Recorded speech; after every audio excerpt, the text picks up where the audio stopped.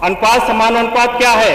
80 से 88 लाख बच्चों को पढ़ाने के लिए 2.5 से 3 लाख शिक्षकों की अगर शिक्षा भर्ती हुई होती तो आज प्रदेश में जो बेरोजगारी दर है वो भी कम हो गया होता और लोगों को रोजगार भी मिल गया होता। सर, जो अनुपात समानुपात की बात होती है शिक्षकों और बच्चों की, इसमें सर शिक्षा मित्र और अनुदेशक महत्वपूर्ण रोल अदा करते हैं। तो मेरा आपके माध्यम से माननीय मंत्री जी से जो तीसरा अनुपूरक है कि क्या शिक्षा मित्रों, अनुदेशकों और जो गांव में रसोइयाँ जो बहुत गरीब रहती हैं उनको मानदेय बढ़ाने पर विचार करेंगे कि नहीं करेंगे? ये इसका प्रश्न का विषय था माननीय बेसिक शिक्षा मंत्री जी से बेसिक विद्यालयों में कितने छात्र अध्ययनरत हैं तथा उक्त हेतु कितने शिक्षकों की नियुक्ति हुई है। माननीय अध्यक्ष जी, प्रथम दृष्टया देखने से ये पता लगता है कि बेसिक शिक्षा विभाग में लगभग सब चीज़ ठीक चल रहा है, लेकिन माननीय अध्यक्ष जी जो इन्होंने डाटा दिया है छात्र नामांकन का, वो 1,04,93,389 छात्र का नामांकन हुआ है। उसके सापेक्ष जो कार्यरत अध्यापक हैं वो 3,38,590 है। अगर माननीय अध्यक्ष जी इसको 30:1 के अनुपात से देखा जाए तो आज भी करीब 11,202 अध्यापकों की कमी है। माननीय अध्यक्ष जी अगर इसके पूर्व का डाटा देखा जाए तो माननीय अध्यक्ष जी बड़ी निराशा होती है।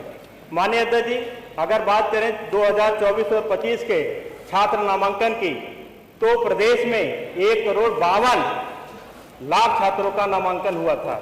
उसके पूर्व देखें अगर 22-23 और 24 का डाटा तो 1,74,00,000 छात्रों का नामांकन हुआ था और 22-23 का देखें तो 1,92,00,000 छात्रों का नामांकन हुआ था।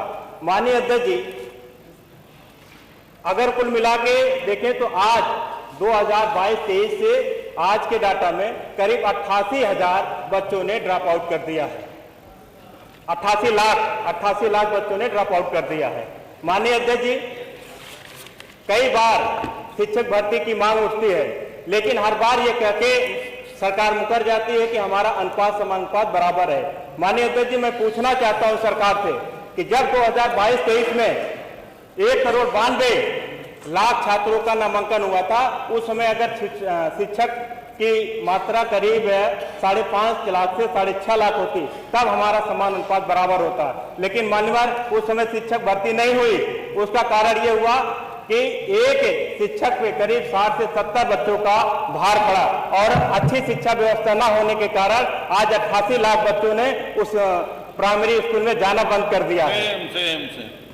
माननीय अध्यक्ष जी जब भी विपक्ष द्वारा ये पूछा जाएगा शिक्षक भर्ती कब आएगी, हर बार सरकार मुकर जाने का काम करती है। माननीय अध्यक्ष जी 1,92,00,000 छात्रों का नामांकन था। अनुपात समानुपात क्या है? 80 से 88 लाख बच्चों को पढ़ाने के लिए 2.5 से 3 लाख शिक्षकों की अगर शिक्षा भर्ती हुई होती तो आज प्रदेश में जो बेरोजगारी दर है वो भी कम हो गया होता और लोगों को रोजगार भी मिल गया होता।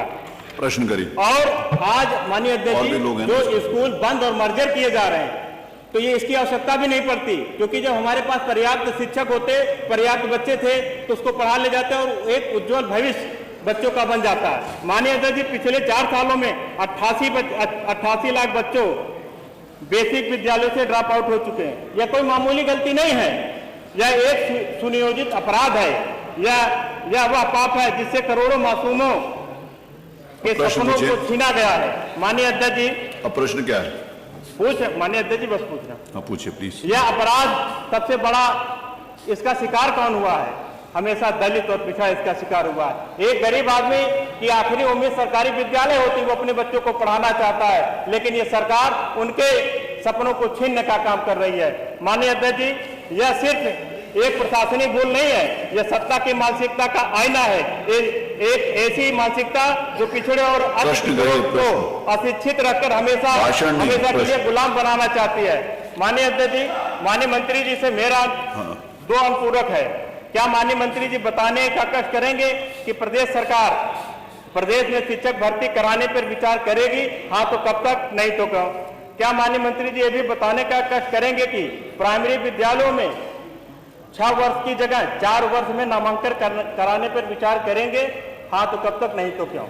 मंत्री जी मेरा आपसे निवेदन है कि आप, क्योंकि 3 माननीय सदस्यों का इस पे नाम, शेरिल प्रधान विषय पर पूछिए, बात अपनी करिए। माननीय अध्यक्ष जी, आपका हृदय से आभार और धन्यवाद। माननीय अध्यक्ष जी, मैं आपके माध्यम से जानना चाहता हूं कि प्रदेश में सर हर वर्ष लगभग 15 से 20 हज़ार शिक्षक सेवानिवृत्ति हो रहे हैं और सरकार या माननीय मंत्री जी सदन में दावा करते हैं कि इस वर्ष पिछले वर्ष की तुलना में छात्रों के नामांकन में 10 से 20% की वृद्धि हो रही है। ये जो रटा रटाया जवाब सरकार का चल रहा है, ये वास्तविक जवाब सही जवाब है या जो ज़मीनी स्तर पर हकीकत वो दूसरी है? मैं कहना चाहूँगा सर कि आज जो हमारे युवा भाई बहन हैं नई भर्तियों के लिए सड़क पर आंदोलन कर रहे हैं, बेसिक के स्कूल जर्जर अवस्था में है और उनकी स्थिति खस्ता हाल है। इन जगहों पर नए भवन बनाकर विद्यालय संचालन की जगह स्कूल और मर्ज अथवा बंद करने का काम इस सरकार द्वारा किया जा रहा है। निःशुल्क शिक्षा हर बच्चे का अधिकार है। जब हमारी इतनी बड़ी इकोनॉमी है, अर्थव्यवस्था है, तो एक बच्चे के लिए भी अगर एक स्कूल खोलना पड़े तो सरकार को एक बच्चे के लिए भी स्कूल की व्यवस्था करना चाहिए। मेरा आपके माध्यम से कहना है सर कि जिस तरह देश और प्रदेश में IAS, IPS, PCS की वैकेंसी हर साल भरी जा सकती है, तो चूंकि शिक्षा भी महत्वपूर्ण तत्व है समाज के लिए, इसी प्रकार शिक्षकों की भी भर्ती प्रतिवर्ष होनी चाहिए। आपके माध्यम से सर मेरा पहला अनुपूरक है माननीय मंत्री जी से कि क्या माननीय मंत्री जी उत्तर प्रदेश में BTC, टेट, CTET उत्तीर्ण बेरोजगार हमारे जो भाई बहन हैं, क्या बेसिक शिक्षा विभाग में के जो रिक्त पद हैं उनको भरने के लिए नई शिक्षक भर्ती लाने का काम करेंगे कि नहीं करेंगे? और विगत कई वर्षों से जो 69,000 भर्ती एवं जूनियर एडेड भर्ती की जो प्रक्रिया अपूर्ण है उसको पूर्ण करने का काम करेंगे कि नहीं करेंगे? और जो दूसरा अनुपूरक मानवर आपके माध्यम से कि क्या सरकार जिन विद्यालयों को मर्ज और बंद कर रही है, ऐसे विद्यालयों को मर्ज और बंद करने की स्थिति में या न करके उन विद्यालयों को प्राइवेट स्कूलों की भांति आधुनिकीकरण करके उन पर क्या क्लासेस शुरू करने का काम करेंगी? और आखिरी मानवर आपके माध्यम से है कि सर जो समान अनुपात शिक्षक और छात्रों को अनुपात होता है उसमें ये दूसरा ही है ना, आखिरी जो है सर, ये दूसरा आखिरी, चौथा आखिरी, तीसरा कि सर जो अनुपात समानुपात की बात होती है शिक्षकों और बच्चों की, उसमें सर शिक्षा मित्र और अनुदेशक महत्वपूर्ण रोल अदा करते हैं। तो मेरा आपके माध्यम से माननीय मंत्री जी से जो तीसरा अनुपूरक है कि क्या शिक्षा मित्रों, अनुदेशकों और जो गांव में रसोइयाँ जो बहुत गरीब रहती हैं उनको मानदेय बढ़ाने पर विचार करेंगे कि नहीं करेंगे? ये इसका प्रश्न का विषय नहीं है। हाँ, कई महत्वपूर्ण प्रश्न पूछे हैं, मैं आपके माध्यम से सदन को अवगत कराना चाहता हूं। शिक्षकों की और छात्रों की संख्या को लेकर के माननीय सदस्य ने जानकारी करना चाहिए। वर्तमान में जिस तरह से मैंने अपने उत्तर में भी स्पष्ट किया है, जो सदन में रखा गया है कि प्राथमिक विद्यालयों में 1,93,389 बच्चे एनरोल्ड हैं और उनके सापेक्ष 3,38,590 अध्यापक अभी वर्तमान में कार्यरत हैं। इसी के साथ साथ मैंने उत्तर में ये लिखा कि 1,43,450 शिक्षा मित्र भी इन्हीं विद्यालयों में पठन पाठन का कार्य करा रहे हैं। और जो मानक बनाया गया है उच्च प्राथमिक और प्राथमिक का 30 बच्चों पे एक शिक्षक होने का और उच्च प्राथमिक में 35 बच्चों पे एक शिक्षक होने का, उच्च प्राथमिक में 14,803 बच्चे हमारे नामांकित हैं और 1,20,860 अध्यापक कार्यरत हैं और 25,223 अनुदेशक भी कार्यरत हैं जिनके द्वारा पठन पाठन का कार्य कराया जाता है। अगर हम इस अनुपात को देखेंगे, जो रेशियो बनाया हुआ है ये वर्तमान में जो 30 और 1 और 35:1 का है, ये हमारी इस छात्र संख्या के हिसाब से अभी पूरा है। लेकिन हम इसको और बेहतर बनाने के लिए अब प्रयास कर रहे हैं, क्योंकि हमने जब ये मर्जर की प्रक्रिया को प्रारंभ किया है, इसके साथ जो भी जितने भी विद्यालय, अगर हमारे अधिकतम 50 बच्चों का अगर विद्यालय है तो 50 बच्चों के विद्यालय पे हम 3 शिक्षक यानी 2 शिक्षक, 2 सहायक अध्यापक और 1 शिक्षा मित्र की नियुक्ति करेंगे।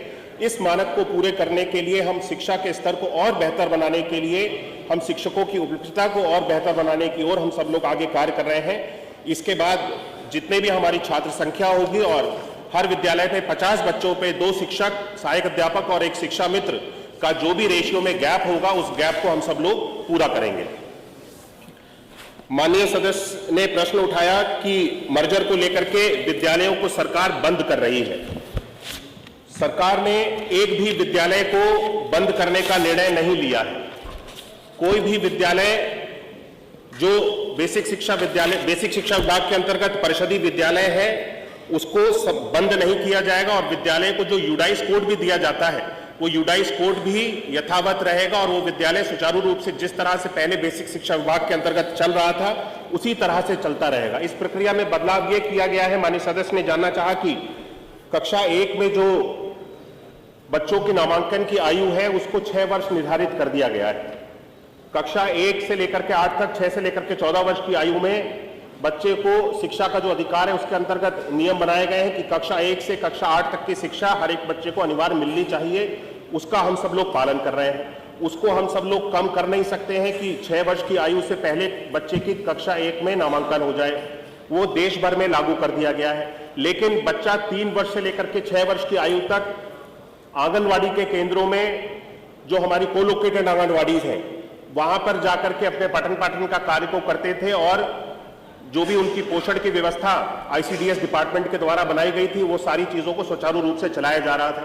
इसमें बदलाव ये किया गया है, जितने भी हमारे भवन मर्जर के बाद में जो 1 किलोमीटर की अवधि के अंदर थे, 50 बच्चों से कम की संख्या थी, केवल 1 किलोमीटर की अवधि के अंदर अगर 2 या 3 विद्यालय संचालित हैं और 50 बच्चे से कम है उन विद्यालयों में, उन विद्यालयों को मर्ज करके एक विद्यालय बना दिया गया, जिससे सबसे ज्यादा अधिक संसाधनों वाला विद्यालय को चलाया जाए और 1 किलोमीटर की अवधि के अंदर जिसमें किसी भी बच्चे को पहुंचने में कोई कठिनाई नहीं होगी उस विद्यालय को संचालित किया जाएगा। और बाकी के जो विद्यालय रिक्त होंगे, खाली होंगे, जो मर्ज करने के बाद में उन विद्यालयों में आईसीडीएस डिपार्टमेंट के साथ में मिल करके हमारा बेसिक शिक्षा विभाग प्री प्राइमरी यानी प्ले स्कूल की, यानी कि नर्सरी, केजी और ये सारी जो क्लासेस होती हैं, इन क्लासेस को इस वर्ष से हम प्रारंभ करने जा रहे हैं। उन्होंने जो अपनी चिंता जताई थी, क्योंकि कक्षा 6 में तो वो 6 वर्ष की आयु में ही कक्षा 1 में नामांकन हो सकता है, लेकिन 3 से 4 वर्ष के लिए, 4 से 5 वर्ष की आयु और 5 से 6 वर्ष की आयु के लिए हमने अलग से प्री प्राइमरी की ये प्ले स्कूल्स प्रारंभ कर दिए हैं और हमारे लगभग 3,500 से अधिक विद्यालय आईसीडीएस डिपार्टमेंट के साथ में मिलकर के कार्य भी करना प्रारंभ कर दिया इन प्ले स्कूल ने। प्राथमिक जो हमारे विद्यालय जितने भी रिक्त हुए थे और इनके अंदर के लिए इन विद्यालयों में पढ़ाने के लिए हमने अलग से ईसीसीई एजुकेटर्स भी नियुक्त किए हैं, जो संविदा पे लगातार नियुक्त किए जा रहे हैं। मैं बताना चाहता हूं कि अभी तक लगभग हमारे ये जो स्पेशल एजुकेटर्स हैं जिनको नियुक्त किया गया है, 19,484 स्पेशल एजुकेटर्स को भी संविदा के माध्यम से नियुक्त कर दिया गया है और लगातार प्रतिवर्ष इनको हम लोग नियुक्त करते जा रहे हैं। और प्री प्राइमरी के लिए बेसिक शिक्षा विभाग ने अलग से एक कोर्स और करिकुलम भी तैयार किया है। 3 से 4 वर्ष की आयु के लिए किताबें तैयार की हैं, 4 से 5 वर्ष की आयु के बच्चों के लिए तैयार की हैं किताबें और 5 से 6 वर्ष की आयु के लिए, जो कि अपने आप में एक नया पहल उत्तर प्रदेश की सरकार ने किया है। अभी तक बच्चे केवल क्लास 1 में जाकर के सीधे पढ़ाई पढ़ते थे और उससे पहले उनको कोई मूलभूत जानकारी उनके पास नहीं होती थी। अब जब बच्चा कक्षा 1 में जाकर के पठन पाठन का कार्य प्रारंभ करेगा, उसके पास में जितनी मूलभूत पहले से जानकारियां होनी चाहिए, जो सामान्य ज्ञान होना चाहिए, उस प्ले स्कूल के माध्यम से प्री प्राइमरी की क्लासेस में जिस तरह से प्राइवेट स्कूल्स में व्यवस्था बनाई गई है कि 3 वर्ष की आयु में बच्चे का नामांकन हो जाता है, नर्सरी, केजी, एलकेजी की जो व्यवस्थाएं हैं, वो सारी व्यवस्थाएं अब उत्तर प्रदेश सरकार के द्वारा भी इन सभी विद्यालयों में जो रिक्त हुए मर्ज के बाद में इन विद्यालयों में चलाई जाएगी। एक मिनट, अभी खड़े हैं मंत्री जी। ये व्यवस्था माननीय अध्यक्ष जी, पहले से जब से ये मर्जर की प्रक्रिया प्रारंभ हुई है इसी व्यवस्था को बनाया गया था, लेकिन इस मर्जर की प्रक्रिया को पूरी तरह से राजनीतिकरण कर दिया गया और आमजन को भ्रमित करने का प्रयास जितने भी हमारे विपक्षी हैं सभी लोगों ने करने का प्रयास किया कि सरकार स्कूलों को बंद करने जा रही है, सरकार के पास शिक्षकों की अभाव है, सरकार बच्चों को अच्छे से पठन पाठन का कार्य नहीं देना चाहती है, इस तरह के आरोप लगाए गए। मैं इन सारी चीजों के ऊपर बताना चाहता हूं कि ये सरकार, उत्तर प्रदेश की सरकार बेसिक शिक्षा विभाग के अंतर्गत बच्चों के पठन पाठन के लिए हमने जितने कार्य किए हैं 2017 से लेकर के 2025 तक, मुझे नहीं लगता कि किसी भी सरकार के अंतर्गत बेसिक शिक्षा विभाग के अंतर्गत इतने कार्य किए गए हैं। मूलभूत सुविधाओं को हमने पहुंचाने का कार्य किया, 19 डिफरेंट पैरामीटर्स पे हम सब लोगों ने कार्य करने का काम हम सब लोगों ने प्रारंभ किया। सोचिए, जिस विद्यालय में बैठने के लिए जगह ना हो, पीने के लिए पेयजल की व्यवस्था ना हो, बच्चों के लिए टॉयलेट की व्यवस्था ना हो, ऐसे विद्यालयों में बच्चे कहां जाकर के पढ़ सकते हैं। इन सारी व्यवस्थाओं को, जिस जर्जर स्थिति में हमें परिषदीय विद्यालय मिले थे, इन सारी व्यवस्थाओं को हमने सुधारने का काम किया।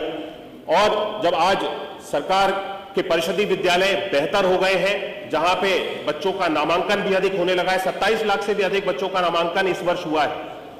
इनकी सरकार में कभी स्कूल चलो अभियान जैसी कोई भी चीज चलाई जाती थी, जहां पे स्वयं सभी जनप्रतिनिधि, आमजन, हर एक व्यक्ति बच्चों को निकाल करके विद्यालय तक लेकर के आने का काम करे, ये हमारी सरकार में अभियान की तरह चलाया जाता है। स्कूल चलो अभियान, जिसके माध्यम से एक एक बच्चे को हम विद्यालय तक पहुंचाने का काम करते हैं। ये उन्हीं की सरकार के समय के आंकड़े हैं, 2017 से पहले, जहां 3 करोड़ 45 लाख बच्चे विद्यालयों की सुविधा से दूर थे, विद्यालय नहीं जाते थे, ऐसे आंकड़े हैं। आज इन सारी व्यवस्थाओं को पूरी तरह से समाप्त करने का काम किया गया। हर बच्चे तक विद्यालय को पहुंचाने का काम हमारी उत्तर प्रदेश की सरकार ने किया है। हमारी उत्तर प्रदेश की सरकार शिक्षा की स्थिति को, शिक्षा के स्तर को बेहतर बनाने के लिए नए अच्छे आधुनिक विद्यालय बनाने जा रही है। हम सीएम मॉडल कंपोजिट विद्यालय बना रहे हैं, जिसके माध्यम से बच्चों को अच्छी गुणवत्तापरक शिक्षा दी जा सकती है। 30 करोड़ की लागत से एक विद्यालय बनाया जा रहा है, हर जनपद में 2 विद्यालय बनाए जा रहे हैं।